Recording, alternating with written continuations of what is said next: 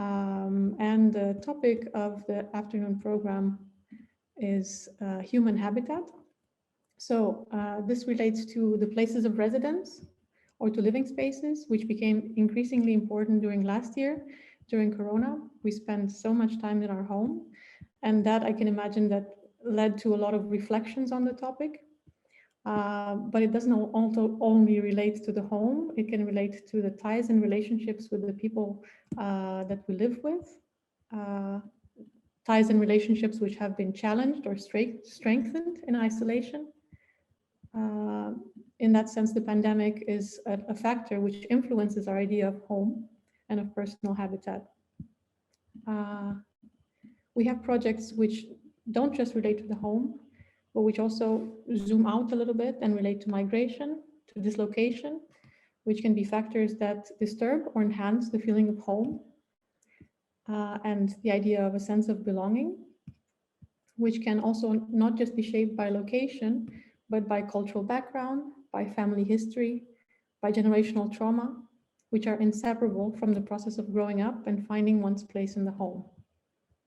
So hello everyone, good afternoon. Thank you so much, Farouk, for the opportunity. I am going to start my presentation now, and it's the title, There is a Blue Sky Today in My Brain. Of course, there is a reason for this title.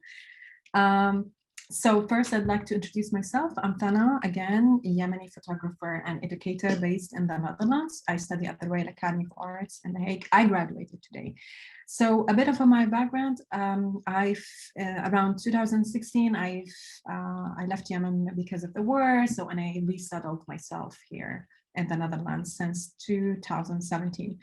And since then, my work has been all about trauma, boundaries, and negotiating themes of memories. So why this project? Why there is a blue sky today in my brain? I feel like I have to take you a step back to tell you about a work that I've established before, which is I Don't Recognize Me in the Shadows, my first photo book that I launched in 2020 here in the Netherlands and published by Lectures. And I Don't Recognize Me in the Shadows was actually telling my own story, leaving Yemen, going through the war and pursuing asylum here in the Netherlands. So the book was about, the movement from one place to another, telling others' experiences. And I arrived to a moment, it was a long-term project where I felt after 3 years, I've done this book, I've done this work. But I realized when I held up the book that no, that was the easiest part actually. The war, the asylum, everything was really easy comparing to what come next, because what come next to women migrants is actually, it's even difficult. A huge challenge was to define and understand who we are. And it's tough when we at the moment or at the point when we have to assemble ourselves. So I decided to do this project, There is a Blue Sky Today in My Brain. And it's more about how to evolve and not lose identity. And if you want to lose it, how do you define what you would be next? So these are very important questions in my practice during the making of this work. So I wanted to create a work that speaks to these emotional battles, nostalgia, joy, loneliness, integration, learning a new language. And a way for me to do that was actually, I came from a documentary practice, but I wanted to explore with something else in this work, which is photographing my women and in non-identifiable places in the Netherlands, and also through the experimentation with the physicality of the photograph themselves. So I'm going to show you a bit of these outcomes.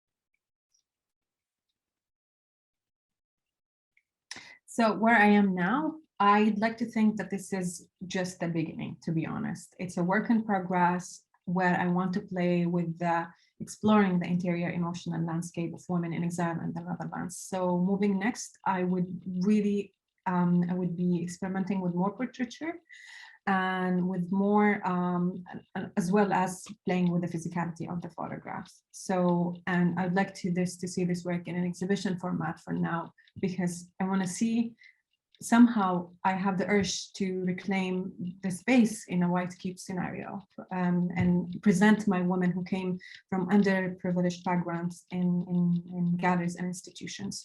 So with this I end up my presentation, and this is where you can find me to see how this work would progress moving forward. Thank you. Okay, hi everyone. Thank you so much for having me.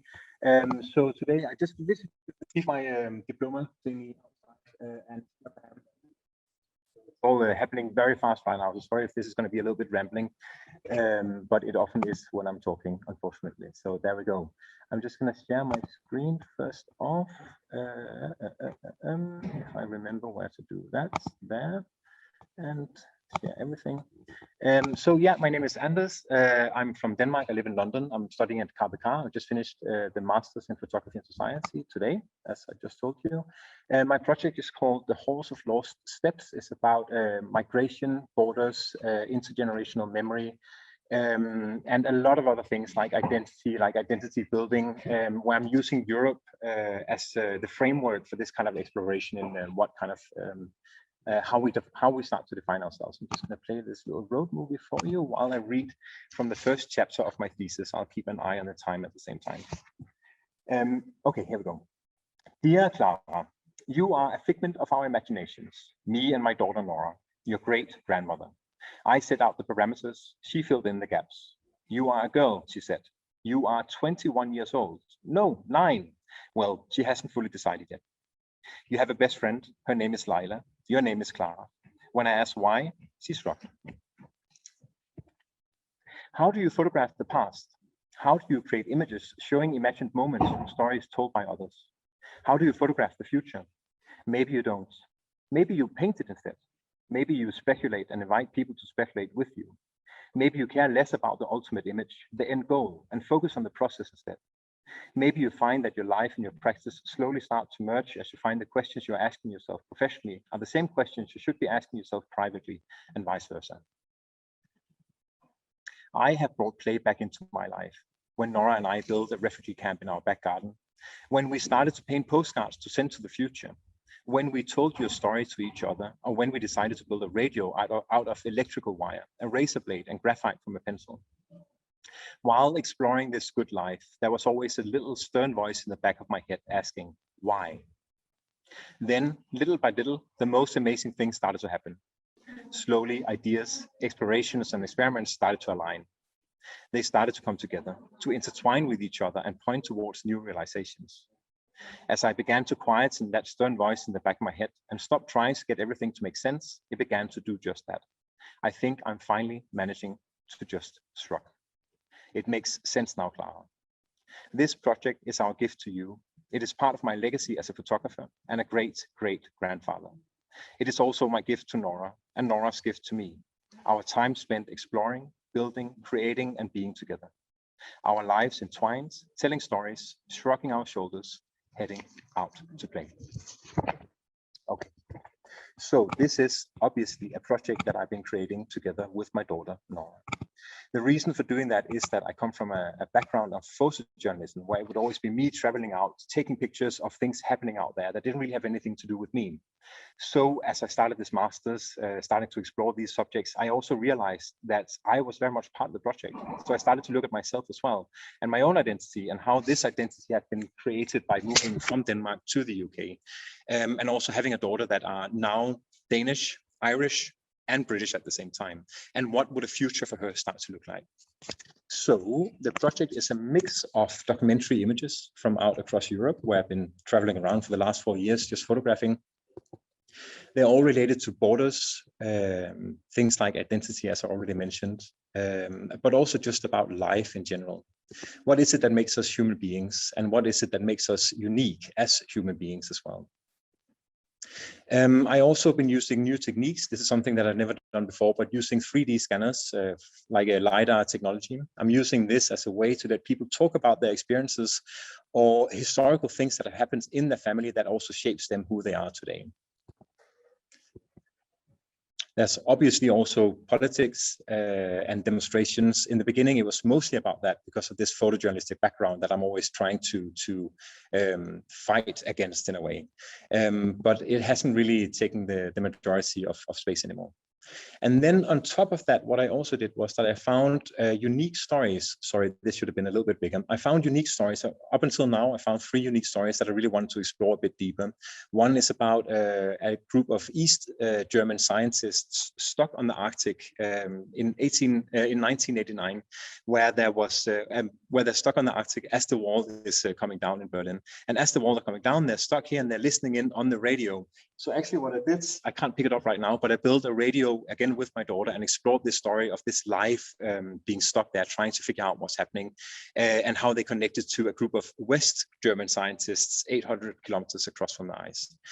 So this was just one of those stories. Another one was about the future. So what would the future look like for my great-granddaughter? And in this, I, of course, included Nora as well. And we started telling stories to each other about Clara, this girl that I introduced in the beginning. We built a camp in our garden. This was problematic for me in some ways because obviously I am not a refugee. But the thing is, like, we have all been migrants at one point in our lives. And unfortunately, there's a good chance that we will all be migrants in the future as well. So this was something that we tried to explore together. Then on top of that, to make it more relevant, I also started looking into modern surveillance technology happening right here and right now. So things like thermal cameras, for example, surveillance. So what we say now is that in the very near future, our faces are going to be our passports. So we have to cross through a border. We don't have to carry a passport. Our faces will literally just be scanned and they'll know who we are. This is easy, good for us, you can say, because it's pretty easy. But at the same time, it's also a problem for those migrants trying to migrate or to travel now, because these people will be constantly surveilled. You don't have to build a wall anymore because people will know exactly where they are. Using LiDAR technology will know when anyone is approaching a border. They will be measured, they will be identified, and they will be able to be captured right there and then. So this idea of future technology, future border surveillance was also something that was very interested in. Yeah, so there's a lot going on. There's a lot of different stories. There's a lot of different documentary pictures. The whole idea is that I have my car out here in the KPK schoolyard. So if you're coming for the graduation show starting tomorrow, please come and say hi. The thing is, like, I want the show to be happening in my car, because then I can travel around Europe, show the work, but at the same time, I can also photograph for this project and meet people and include them into the project. And yeah, that's the whole idea. So hopefully I'll see you at the graduation show over the next couple of days, or out on the road. If you see a silver Volvo with a good big golden flag on, that's me. So come and say hi. And yeah, that's it. Thank you so much. Hi, everyone. So my name is Marta Iwanek. I'm a photographer and filmmaker based in Canada, in Toronto. And so I've been online for a whole year. I just graduated from KPK, so I should have this down pat, this online stuff, but technical difficulties always happen. Yeah, so I'm with Thana and Anders. We just had our graduation this morning, and the work that I usually do is looking also in displacement and exile, which comes from my own family's history with it. And I'm interested in looking at sort of who picks up the pieces in the aftermath of life-changing events. And so, you know, this work, this graduation work is titled Tala, which is my sibling's nickname. We can start flipping through them. Just one by one is fine. It's a different type of exile this year. It's about a year I spent in isolation with my sibling since the pandemic began. My sibling is chronically ill and severely immunocompromised. And as governments chose neoliberal responses to a health crisis, thinking there was a middle of the road approach to balancing people's lives and the economy and saving neither in the process, our family became an ever more isolated bubble, forced into exile. So so the work is about the year in isolation and sort of the forced exile a lot of immunocompromised people, I think, had to face in this pandemic, sort of seeing all the ableism that sort of has existed for a long time, but was really highlighted in this pandemic. And so we did what we could as a family and isolated in a bubble. We couldn't control the world out there, but we had a roof over our heads to ride out this storm. So the work my sibling and I made together became a care practice for us and a form of resistance in a situation that was beyond our control. The work became about adaptation, play, and creating work without focusing on outcomes. The central questions I'm asking in the work are, in what way can photography become a care practice to resist situations imposed on us? How can photography show the emotional liminal space between two siblings? And what are photography's limitations in this? Through the photos and our conversations, we've reflected on themes of intimacy, love, chronic illness, disability justice, and solidarity. Photography became a way to hold tightly to seeing the same surroundings every single day, day in, day out, anew for a whole year. Through collage and finding ways to bring tactility to the medium, we take things apart, we put them back together again, and we found ways to bring this sort of inner world of emotions back to the physicality of the image. Chronic means a lifetime, and it also brings us to reflect on our relationship with time and linear narratives of time. And so with the work, reflecting on sort of the intimate way that it was made, we created a zine with the work, but wanted to continue the sort of intimate sharing. So we chose to share the zine with one person at a time. Yeah, and I'll let you kind of look through the work as well.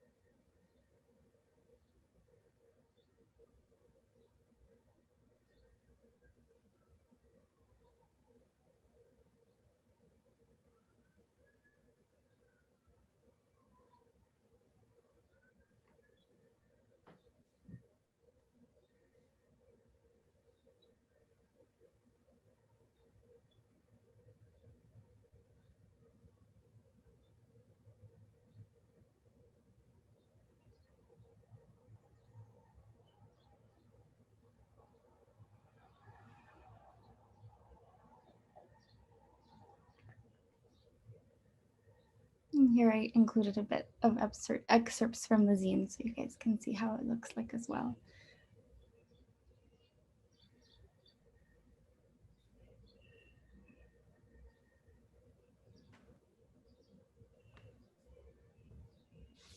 Thank you, and thank you, Vivke, for all the help. And I'll drop my Instagram handle in the chat so we could stay in touch. Looking forward to seeing everyone else's work as well. Thank you. So hi everybody, I'm Yentl, I'm 20 years old and I just graduated from the Nederlandse Academie van Beeldcreatie. My work is a research into identity, mainly focused on the idea of coming of age, discovering who you are and what you stand for. I prefer to follow groups that are becoming adults with every struggle that comes with it and how they feel connected to each other in these quests. My graduation project, Wilskracht, is a visual investigation into how grief and loss can turn into strength. This project originated in my high school period. As a real freshman with a too big backpack, I came to class in Avia. We were soon told that our classmate, Brian de Wild, had cancer. The year and a half that followed consisted of hospital visits, letters with bad news, Kika runs, and eventually the news that Brian wasn't going to get better. He passed away on January 31st, 2014. Oh, yes. Brian wanted to live. He fought for it till the end. This strength, within Dutch translates to wilskracht, was characteristic for Brian, and our mentor aptly called it Brian the Wilskracht. After 7 years, I still think about Brian often, and I actually take a bit of this strength with me in my life. And I've always wondered if my classmates feel the same way and how they apply it in their life. So wilskracht is actually a research into this. I designed this in a multimedia project with photography in which I combine portraits and stills. The portraits of my classmates are taken at my old school, and they have a feeling of reminiscing. From this nostalgic feeling is also in the stills. The stills are, as it were, a translation of important places from our high school days. I also made videos, and this nostalgic feeling is reflected in that too. It's a trilogy that takes you with us on January 31st, the day Brian died. Heads up, the video is actually in Dutch, so some of you may not be able to follow it, but I'll explain it later a bit, so you'll still know what it's about.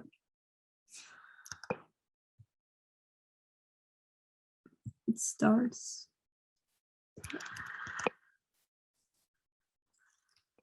Oh ja, de tekenzolder. De lessen moesten natuurlijk ook gewoon doorgaan. Dus toen zijn we naar de tekenzolder gestuurd. Toen we op de tekenzolder waren, moesten we onze ouders bellen.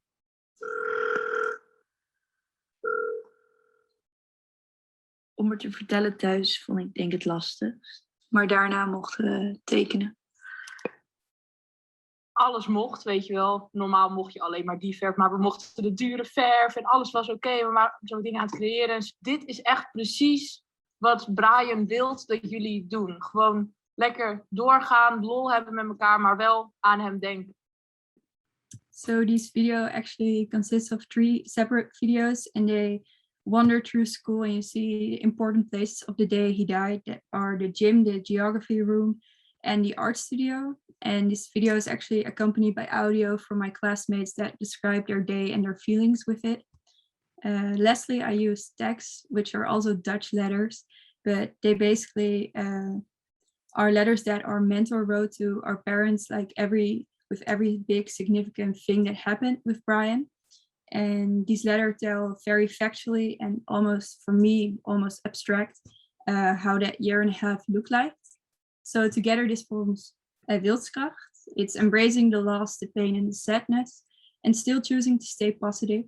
And in Dutch we would say gewicht geven aan licht, which is a lot of geest, but it translates to choosing to always give way to the light. And that's what I hope people get out of this series, that in difficult times, everybody can take a piece of wilskracht and apply it in their lives. And my entire series can be seen on yentlbakker.com. And here you can see all the videos, photos, and letters. So I hope you check it out, and I hope you come to our graduation exhibition from 5 to 11 September in Loodzes. And I hope to see all of your work also. My name is Rick van Klooster, and I'm a 26-year-old photographer from Rotterdam. I grew up in the countryside of Zeeland, next to the first dike that broke through at the flooding disaster of 1953. And before I was 80 years old, I saw both my parents die here. So because of my youth, I'm really aware of that everything is really vulnerable and everything is transient. So naturally, themes like transience, liminality, and precarity are playing a huge role in my life, but also in my artistic practice. And in my work, mostly photo books and scenes, I try to create images that visualize these emotions that relate to these themes. I think in the beginning of February last year, just before the pandemic hit, I thought a lot about my future, about this transition from the recklessness of childhood to the almost bureaucratic obligations of adulthood. And that made me feel really trapped. I didn't want to think about paying my rent, doing my taxes, and stuff like that while we're living in a world that's dying right in front of our eyes. So one day I was walking to the supermarket here, and I saw a little gray pigeon hopping up the stairs, and I was just laughing at the scenery of seeing a winged animal deciding to take the stairs. But it also really reinforced this feeling of being trapped when it immediately flew away when I started laughing. And it was the start of my project, The Day the Birds Stopped Singing. It's a photographic project about growing up in a world that's fading. So it's about this liminal feeling of being in between, that contrast. I think a week after the pandemic became a reality, I started to walk in the local park here. And equipped with a heavy flash and a sturdy tripod, I started to photograph this park landscape and try to transform it in a landscape that tries to visualize this liminal feeling. So I'll show you also a couple of the pictures in between. In this project, this trapped feeling became really important for the work, and I try to visualize it by making work that's neither day nor night in this park landscapes. And while I was photographing the parks, I also started photographing its inhabitants, mostly birds. And these birds, like me, fled to the city because their birthplace can't provide for the future anymore. And the more I read, thought, and talked about it with my friends, the more I realized that these cities' birds are not so different from me and my peers. So over time, this allegory started to manifest in a convergence between birds and people from my generation.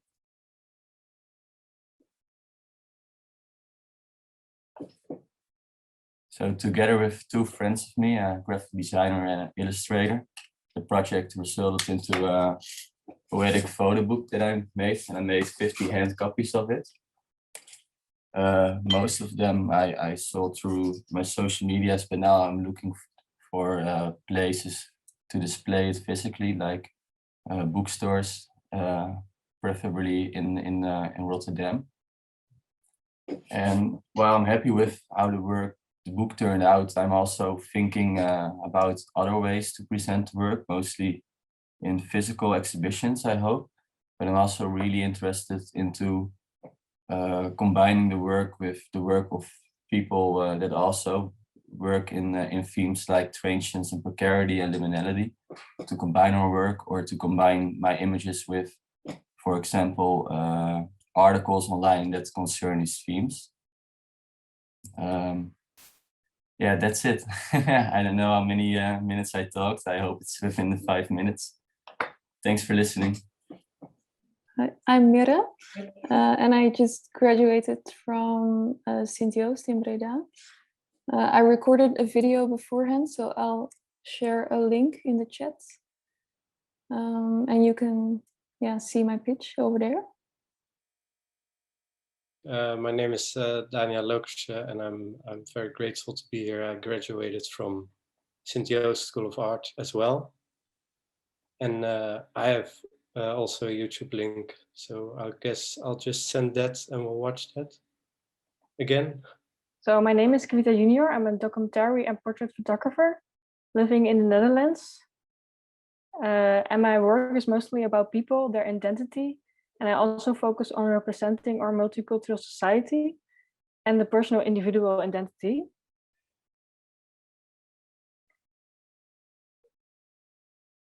My grandfather, like many others, emigrated from Suriname with his family to the Netherlands in the 1970s. As century earlier, it was our ancestors who were taken from India to Suriname to work as contract workers. The current Hindustani therefore have a culture that consists of a mix of India, Suriname, and the Netherlands. And my current project is called When We Grow Up. This project is about growing up in relationship to Dutch, Hindustani context and landscape. The start of this project happened when I read about a study in which girls' suicide attempts were the highest inside the Hindustani community. That was 1 at 5 between the age of 15 to 19 years old.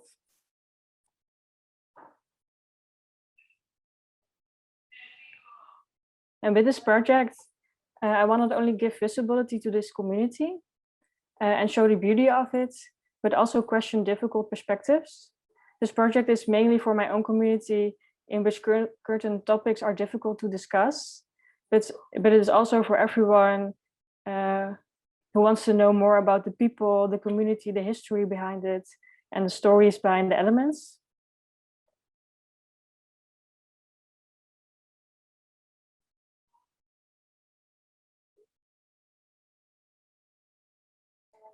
Next to portraits, I photograph different elements that have a meaning in shaping my identity. The stories behind the elements will tell you more about the cultural, the rituals, the symbolic, and the history of it. I photographed also 4 other people, and with them I also photographed different elements that played a role in shaping their identities. In my work, I use sound and text to explain the story behind the objects, and I will briefly share some stories with you. This story belongs to Faisal Shir Mohammed, and it's about this plant and his nanny, and nanny means grandmother. When my nanny migrated to the Netherlands, she brought a plant with her known in surname as the woman's tongue. The woman's tongue grew to be a big plant, and later she gave cuttings to all her children and grandchildren. This is my plant that I received from her. Years after her travels, this plant has been traveling through many generations of my family.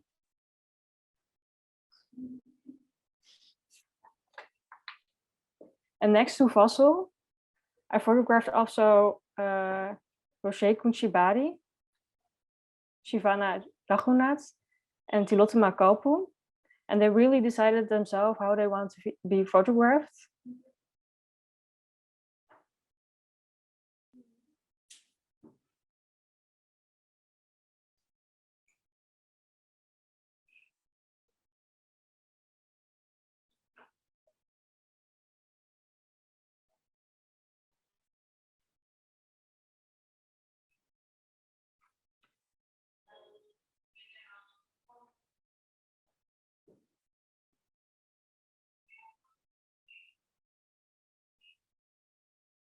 In the next picture is a story of Tilotoma Kalpu. This is called the black bead. It's also called the Ugri Eye, and it literally translates to from Stronga Tongo to evil eye, and it represent the harmful impact that someone can have with the look they give you. And they believe that small children are very sensitive to it, so they give them this Ugri Eye to protect them, and a lot of people inside this community grew up with elements like this.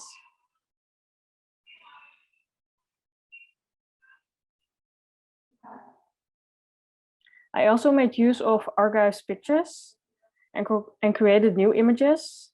It's a link between one generation and another.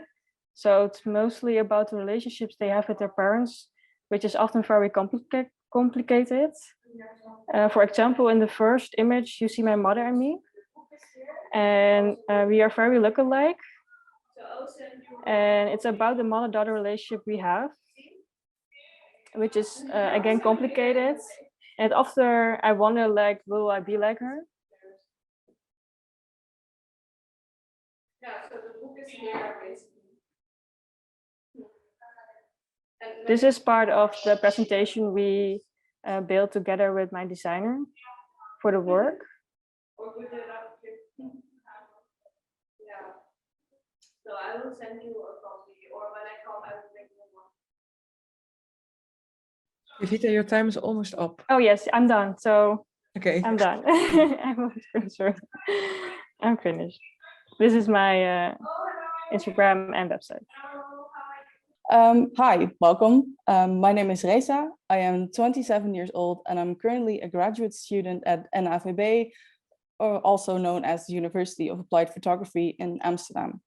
I'm a documentary photographer with a strong fascination for vulnerability and intimacy. Within my photography, I focus mainly on emotion and story, with personality and intimacy as the main themes for my photography work. For my graduation project, named Thuis, I photographed the province of Groningen. Thuis is a word from the Groningen dialect and directly translates to home. I myself was born and raised in the eastern part of Groningen in a very small township on the countryside, which I view as home. Everything around me consisted of fields and meadows with the occasional herd of grazing cows. And of course, I knew exactly when the land got fertilized and when the harvest started, noticeable by the countless tractors and mud on the main road. For 4 years, I lived in Amsterdam, but I realized pretty early on that I missed the province of Groningen. I missed the peace and quiet, I missed the wide open spaces, I missed the village feeling. Amsterdam just wasn't the place for me. I wasn't at all happy there. But coming back to Groningen, that's what brought me joy. That's where my roots lie. It's where I truly feel at home. I am a true Groninger at heart, with Groninger being another dialect word, meaning a person from the province of Groningen. Therefore, I knew with 100% certainty that I wanted to do something with the province because I cherish it with all my heart. For this project, I didn't want to focus on the negativity from the province, as it's mostly done nowadays, caused by the continuing problematic gas extraction. I wanted to show Groningen from a different perspective, the beauty and quirks from the countryside in all its glory. My idea was to show Groningen from my perspective. I wanted to accentuate what goes on around there, what I grew up with, and where I now once again live. I also had to make a jump back in time to truly understand my association with Groningen. Without a planned out route, I went on a mini road trip through the province. I went to places I knew about, but also places I had never been before and places I had forgotten. I let myself get lost and work purely on my intuition. I soon came across all kinds of interesting things, which I wrote down and remembered and started photographing. From there, the images that emerged felt nostalgic. They seemed melancholic and desolate, but also contained mystery and beauty. I searched for balance in all those things. I photographed this project with the analog camera from my father, who passed away 5 years ago. He was a person with a big heart for Groningen, as am I. I wanted to add this extra personal layer to this project, as I wanted to capture our shared love for the province together with him. It is now up to me to show that shared love. And I intend on making this a long-term project. There is so much more to the province than shown here, so I'll be adding more to this series in the future. And I hope you will all follow along as this project progresses. And here's my Instagram handle and address, an email address for those who want to stay in contact with me. I'll leave this up for a little bit longer, so you can either write it down or screenshot it, whichever one you prefer. I'd like to thank you all for your attention and for listening to my story. Thank you all very much and have a wonderful day. Hi everyone, I'm Irene. I come from Austria and I recently graduated from the Royal Academy of Art, Department of Photography, bachelor's. Currently,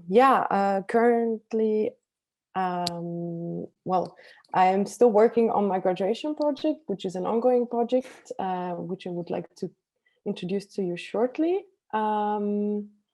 I will start with my project description and read it out loud to you. Matriarchal Spring is the title. Long before my grandpa died 3 years ago, constellations in my family had shifted. Women of 3 generations took on the roles of true leadership and care. My grandfather was emotionally abusive, a textbook tyrant who in his last years of existence completely lost grip of his identity in a radically changing world. Probably the most fascinating aspect about him was that he never fully realized that it was the women in the family who have always been a better man than he was. Now they have outlived him. Grandpa, we are the loving and caring man you couldn't be. So from some keywords of my project description, you would already probably reason that it's about roles, about generation, about generational conflicts, heritage as well, and resilience first and foremost. So with my project, I pointed the focus towards my grandma, my mom, and my cousins who worked together on this with a collaborative approach in dialogue.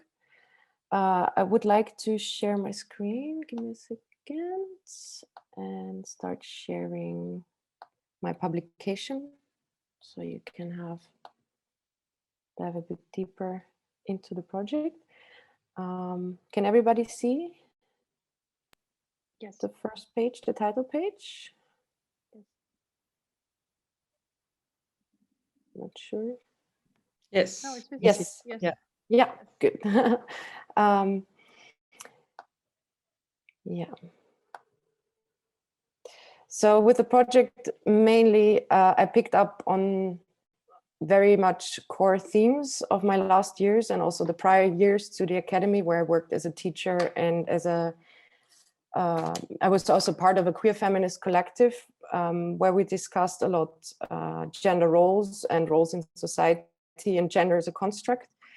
And I very much tried to investigate also this time together with my family members how we play roles in society, how we are being set into a certain place in society in a certain context.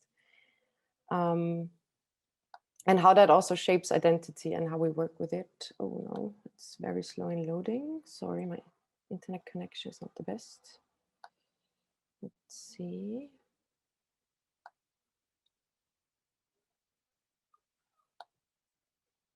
Okay, then I will skip for a second the publication and we'll just, as I speak along, we'll show you the first part of my video. So I'm usually working with photography, but also with video at the same time.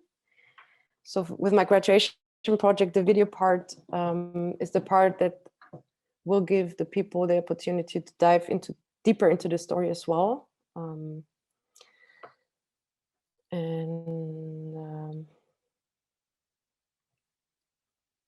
Yeah, also on a general level, as I said before, I work a lot around the topics of identity, gender identity, and also what society and the roles in society are for us and how they're also changing.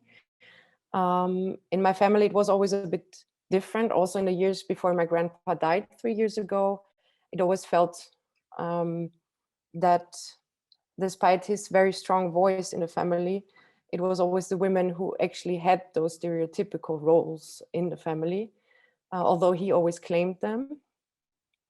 And also, especially together with my grandma in conversation, I tried to figure out how that shaped me as a person, how that shaped them as well.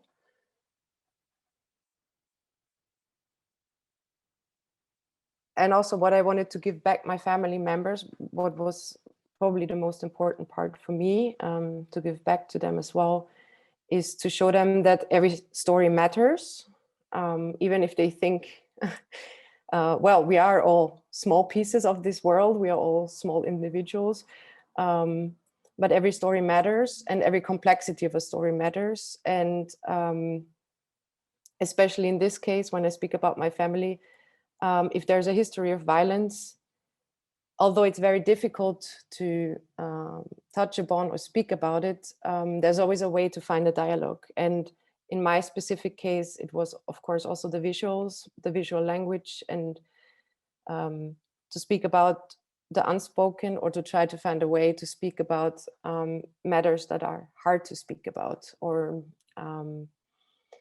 yeah, so with this,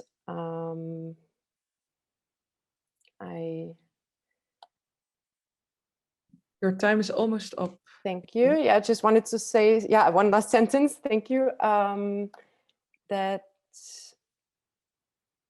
where we are, I cannot see you anymore. Stop. There we go. Oh yeah, yeah. So this is definitely the ending of a history of violence for us. Also, it died with my grandpa, but it's the start of a new dialogue in my family. And it will definitely continue in the future. And yeah, I hope that it also speaks to a greater audience. And if somebody wants to contact me on this and get in touch with me. I also am, of course, on Instagram, and you can email me and also contact me via my website. Yeah. Well, hello everyone. My name is Bente Tas. I am 22 years old and I recently graduated from the University of Applied Photography in Amsterdam. My work is a collection of research-based projects, most of them long-term. The starting point of my projects all include a personal relationship and curiosity I have for them. I often focus more on the shadow side of these subjects. For example, what do most people don't see or try to ignore? And as a true fly on the wall, I observe my surroundings and capture the moment, which brings me to my graduation work that you can see right here. It is called Flowers Make People Happy, and it is a visual research where I capture the relationship I have with my grandfather. The research is mostly focused on the family business in the Dutch floriculture. And I started this project because my opa started his career at the same age I am now. And the choices he made when he was younger influenced my whole family. And here you can see the dummy version of my book, but I will talk about that later. Right now I am at the same place as my grandfather was, but instead of following in his footsteps and working in the family industry, I chose to dissent from the floriculture and thereby the family business. Both of us had to make choices that would determine our future. But in this story, the only difference is that my grandfather has made his choices and I am still trying to make them. Flowers are in the DNA of our family. However, I am determined on finding my own path and without the flowers. This results in a struggle between respecting my grandfather's choices, but also rebelling against the floriculture that I grew up in. And as you can see, the project Flowers Make People Happy has a broad selection. I used 3 different kinds of photographic material. I worked with the old archive of my grandfather and me, presented as a negative. I used a red duotone with pictures of the last place that connects Opa with his past. Sorry for the airplane, I live under Schiphol. And I also used photos where I try to visualize my struggle with the floriculture and being a young adult that has to make choices. The negatives are a representation of the past, of my memories. And the red duotone represents the mixture of feelings I experienced when looking at my grandfather and the family business. And I chose to work with the color red because it's not only the color of love, but also of danger and keeping your distance. And well, as you can see, the project will be published in a book, but I'm still fine-tuning it. And it will also be part of the graduation show of my school in September in Amsterdam. The book will also contain a letter that I wrote to my grandfather, which I would like to read to you. Dear Grandpa, we're kind of similar, don't you agree? I feel at ease when I'm with you. You inspire me and give me the last push when I need to do something new. You often talk about the past, about the things you've experienced in the last 68 years and what you've learned from these moments, how you were a pioneer at a very young age, and how you fell in love with Grandma and how you've since worked very hard to sustain your family. And that proved, because of your hard work, I have the chance to follow my heart just like you did. I followed my heart with this project. By looking at your past, not only did I learn more about you, but also about myself. Right now, I'm in exactly the same place in my life as where your stories begin. But now it is my turn to make the choices and to form my story. You made the choice to find your future in the floral industry. I made the choice to dissent from this. During the making of this project, it turned out that in spite of not working in the floral industry, flowers run like a thread through our lives. Flowers are part of our DNA. Grandpa, this project is not only about you, but it is about the both of us. Flowers make you happy. Flowers don't always make me happy. This project is a visual research about a life that I have yet to discover while you have already discovered yours. Thank you so much for listening, and please don't hesitate to contact me if you have any questions or if you want to stay in touch. These are my contact informations, and I'm looking forward to see the rest of the project. So hi, my name is Sakaya Langenberg. I'm 20 years old and I live in Tilburg. I'm a documentary portrait photographer. I capture moments of people with special stories behind them. For example, I've already been able to photograph for Herberg here at the Leur, a home for people with memory illnesses. Furthermore, I was also allowed to show my work at the Dutch Design Week with the team of Rethinking Plastic. And I'm currently working on my graduation project. This is a very personal project that's about me as a donor child and my journey to discover my half-siblings. And this is the title, An Unexpected Bloodline, the Search for My Half-Siblings. So I was conceived through a process that involved an anonymous sperm donor. For 19 years, I was raised as a single child. But after a phone call, I discovered a spiderweb of half-siblings. And this is my journey discovering who they are as people and the meaning of blood relatives. This project has helped me to discover a part of my identity. Getting to know my half-siblings was so special to me. It's the start of something I want to continue throughout my life. We live in a time in which more and more people are becoming aware of other ways to getting children through other forms of fertilizing, such as IUI and IVF. In other words, through sperm donation. Furthermore, there is a national day to spread awareness about donor children. I think it's very important that people understand the experiences of families with donor children. It sets something in motion, something beautiful. Questions from far and wide come flooding in with glee and intrigue for the stories being told. Hopefully, this sheds more light to donor children and removes any stigma or shame people may have. Through this project, I get to know them better and I take a look in their worlds. I photograph them in their own home. In addition, I interview them with questions such as, how was the first meeting with the sperm donor and or half-siblings? And what does a half-sibling mean to them? Together, this forms a series of images with audio fragments that provide information about the life of a donor child and a bond between us. So these are the pictures I took. And for now, I would like to exhibit my work and inspire people with it. In the future, every time a half-sibling comes along and is open to cooperate, I hope to photograph and interview them. In addition, I'm also interested in revisiting the topic after 5 years with each person to see their growth and capture that moment in time. To look back on our answers from the past and compare them to now. I also hope to eventually publish a book with our stories and photos for a wider audience. So hopefully I inspired you all on my journey on social media, and by the end you can ask me any questions you like. That's the end. Hi everybody. Thank you to Photodoc for inviting me to be part of this, and thank you all for being here. My name is Milah van Zuilen, and I just recently graduated from the Willem de Kooning Academy with my project called Terra Futurism.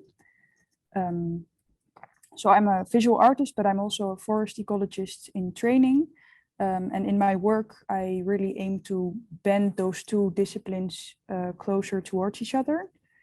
And I think there already is a huge overlap in between artistic ways of seeing and scientific ways of observing and analyzing and capturing. And I think with my graduation project, I found a nice cross-pollination between my art and environmental science. My project, Terra Futurism, consists of pseudo-scientific fieldwork experiments for which I collected leaves, I dried them, and I then cut them up into squares and neatly arranged them into a grid. And each of these works has different rules imposed by me.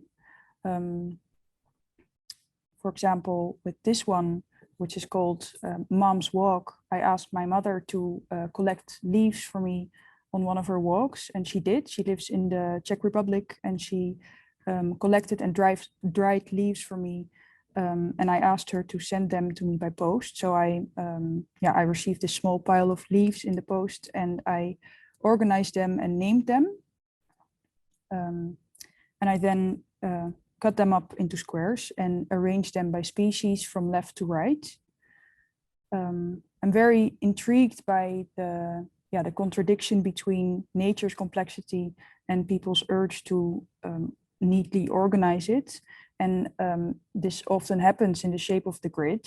And to me, the grid, or the shape of the grid, is this ultimate form of human cultivation through which people aim to understand and oversee nature. Grids are used in taxonomy or plant classification, but also in cartography. And also grids appear physically in the landscape through agricultural land use. And of course, the Dutch landscape, when you look at it from above, it's the perfect example. So here are some of the other works. Oops, that one a bit fast.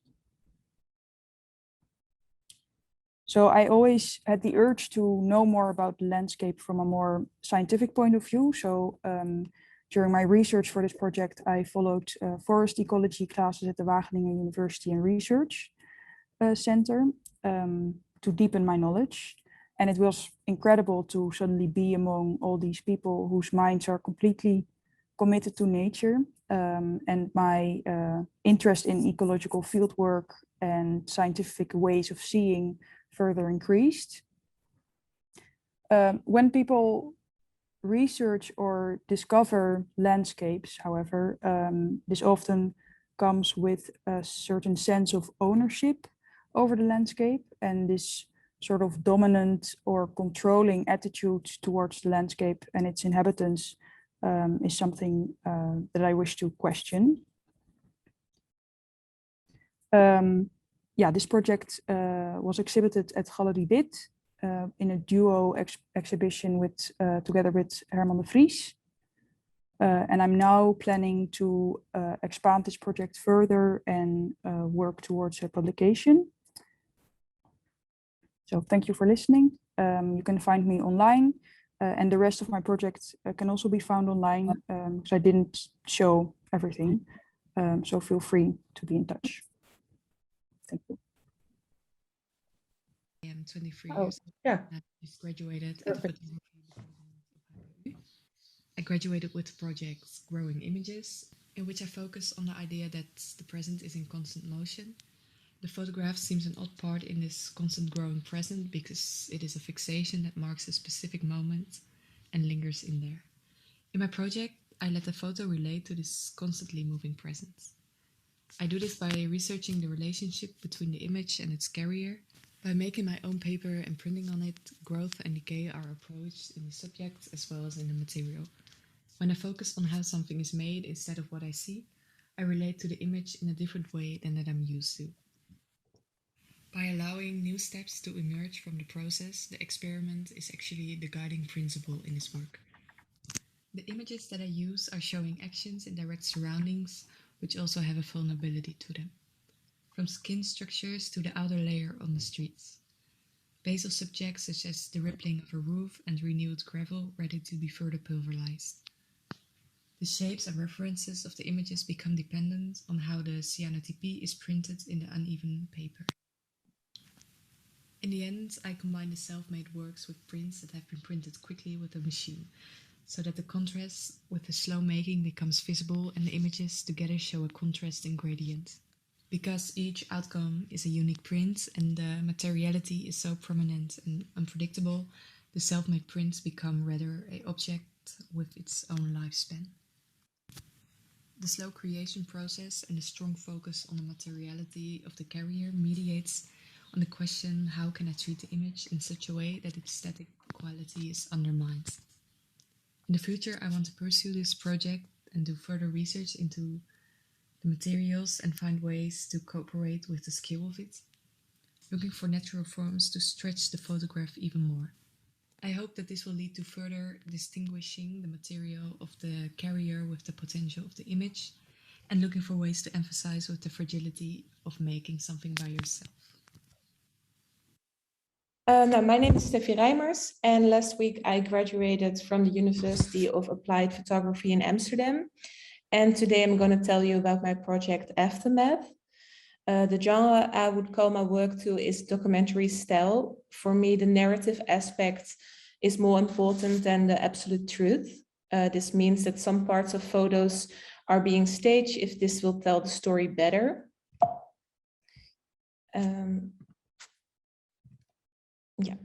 Themes in my work are transience, history, and loss. Photography has always been a way for me to express my feelings and deal with my own problems. In my youth, I had to deal with a lot of conflicts, and therefore I'm constantly looking of how other people deal with their own traumas and loss. And the idea for my project Aftermath originated in 2019. During my holiday in Croatia, I got to know a Bosnian father and son, and we started talking, and they told me about the tension that is still present in their country. With my age of 25, I never consciously experienced the Yugoslavian civil war. And what surprised me the most was that during my history classes in high school, nothing was mentioned about this. The more I started reading about this topic, the more intrigued I became. In November 2020, I traveled to Srebrenica, Bosnia and Herzegovina, for the first time. I wanted to learn about the topic and to experience what it's like there now. I returned to Srebrenica and its surrounding areas for 2 times. In total, I was there for 1.5 months. In my project Aftermath, I show you the conflict that has happened here and still isn't ended. The tension between the different population groups is enormous, and the consequences of war are interwoven with everything and everyone. The area has a complex structure where tension, uncertainty, and corruption are just a few words I would use to describe it. In this project, I want to take you through this complexity and the relationship between the different population groups. During the project, I took a contemplative role and I shed light on the different sides of the conflict. I've had conversations with very different people. I talked with a Dutch veteran who has returned to this area and is now living there for 12 years. But I also talked with survivors of war and people who have fought in the war to protect their own families. As a result of these conversations, I visited these various places and take photos of them. But I also taken photos that symbolize the story that I want to tell you. Today, Srebrenica is a symbol of suffering, but also of missed opportunities for renewal of life and the economy in this area. I made this project with the Mamiya RB67. With this camera, I'm much more aware of what I am shooting and how I want to capture it. I also feel like I'm more creating a photo than shooting one. Besides shooting with the Mamiya RB67, I also made several Polaroids. I combined the Polaroids with quotes from survivors of war that I had interviews with. In September, the photos will be exhibited in Loodzes in Amsterdam, together with other people who graduated this year. In addition, I really want to publish this project in a photo book. At the moment, I've made a dummy of it, but I'm still looking for a graphic designer who would like to work with me on this. And I hope to can publish this project in a book eventually. I really want to thank you for your time, and I hope you are now as intrigued I am with this topic. Thank you. Welcome, my name is Esmée Bruins, and I recently graduated from the HKU, Department of Photography. I'm going to talk about my graduation project called Mapping Artifacts and Identified Evidence. Let's go. In this process, I investigated my near surroundings in which I collected small fragmented objects. Incidental artifacts, lost fragments, form an image of human actions, or rather interactions. They are in a phase of rejection, neglect, and destruction, which I interrupt by taking them out of their context. These images are ways, or rather methods, to investigate what relation the artifacts or fragments have to each other. I react to my own images, like here, with the contact sheet and a photogram. And they're all made with analog methods. The technique that connects me with the history of the medium. A contrast between the original site, the artifact itself, and its strictly framed representation is emphasized. This strictly framed representation serves as a reconstruction of an event that has taken place in this close surrounding. I'll take you through some images.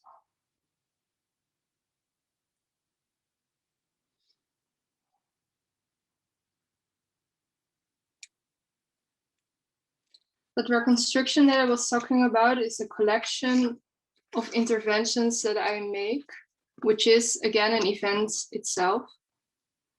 And photography became a tool to discover its boundaries, set by the medium itself, but also to play with the definition of an image and to grasp back to its history. I also made a publication, which is a paper in which the images create a dialogue with themselves, or with each other, I mean. And here's a preview of the paper.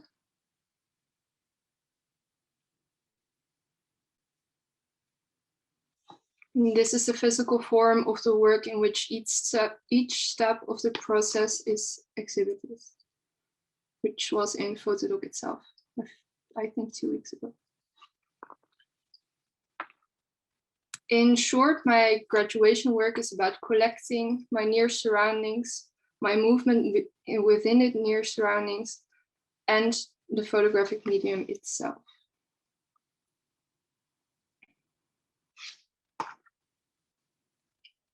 And you can find me on Instagram and also look at my website.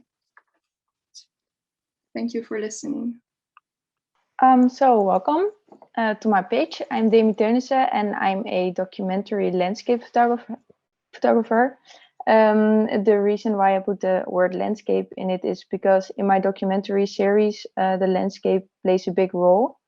So in my first project, you can see Surfers of the Dutch Waves. It's about the Dutch shoreline and the surfers who really give a meaning to this shoreline. And I just photograph it in a landscape way, so you can see the surfers in the sea.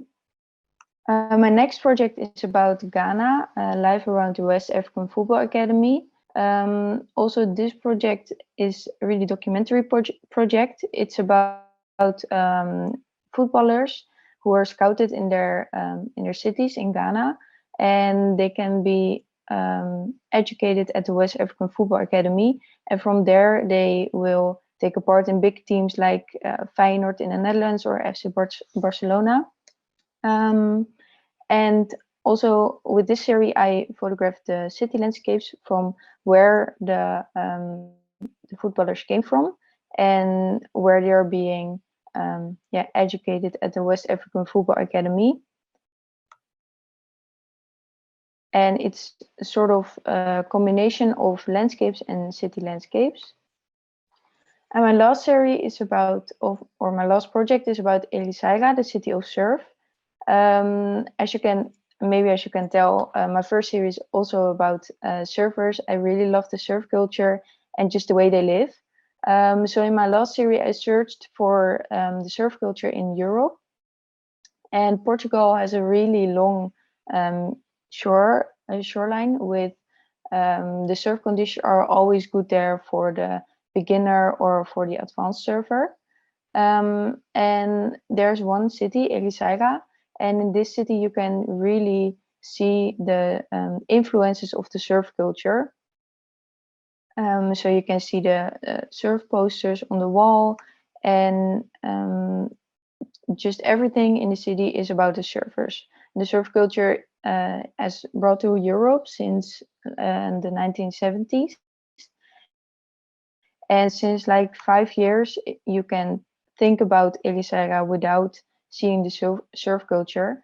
And to show you the surf culture in the city and in the landscape, I photographed it this way with a panoramic camera. And so you can really see how widely the surf culture is seen in Ericeira. And I also photograph it with an analog camera, because it's also analog, because I really love to first look at the object, what I want to photograph, and then I can make sure that I make the photo that I want to make, and I want to tell about the project. And this series will be in a group exhibition, Area 2021 in Amsterdam in Load 6. And I also made a book about this series. I really want to sell this book, and I also want to sell my Princess fine art on the wall. That's just for the long term, but that's my plan with this project. And you can find me on Instagram on the left side and on my website on the right side. Thank you very much for listening, and I'm looking forward to meeting you. And here you can see my email, website, and Instagram one more time. Thank you.